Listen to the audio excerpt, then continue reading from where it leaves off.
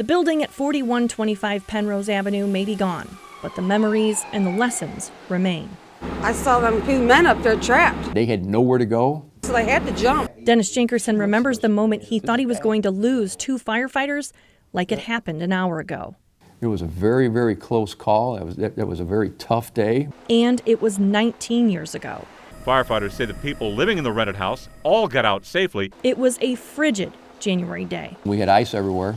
Back then, Jenkerson was a battalion chief. He was working the ladder when Captain Mario Montero and firefighter Steve Fritsch headed to the third floor to vent the fire. Conditions started changing pretty rapidly. And the fire flashed over. I got on the radio and I called and I said, we need a ground ladder to the window. They were still trying to get that ladder around there and it wouldn't go up. The men huddled next to a window. And then it was mayday, mayday, mayday. Steve was directly behind me. Basically, he was letting me know, hey, I'm burning up. I am on fire. Jenkerson and the rest of the crew were on the other side of the building, so Fritsch did the unthinkable. I took my mask off, and I took my helmet off, and I threw my helmet down the gangway, and I started yelling for help. We heard the yelling, the screaming. He took a big chance, and in all honesty, it was for his actions is what caught the attention of the chiefs and the captains. I'll never forget the look on his face. It was like, uh-oh. Their coats were totally destroyed by the heat. I kind of ducked down into that window, and Steve went over the top of me head first. Battalion chief was standing on the window. When both of them came out, one of the firefighters hit the chief.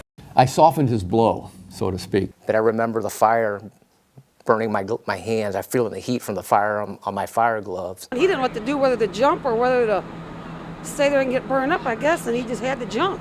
And it was almost like I was falling in slow motion. Both men broke their backs. It took 6 months for Montero to get back to duty and a year for Fritsch. After that call, when I made chief, it was like, we got to do something different. Inside of this pouch, that is your hook. It's called a bailout system, which the department just upgraded this year. We tossed a bunch of things around and came up with this system that's attached to our self-contained breathing apparatus that all firefighters have that on when they go in a building. For the last 10 years, Montero and Fritsch have been teaching their fellow firefighters how to use it. It's going to feel awkward coming out of a window head first. And then they're rolling out, and then you can descend down on that webbing. You should be out of the window probably in less than 10 seconds. In July, Fritsch and Montero taught Jenkerson how to use it. This window hang is very, very important that you master this part of it.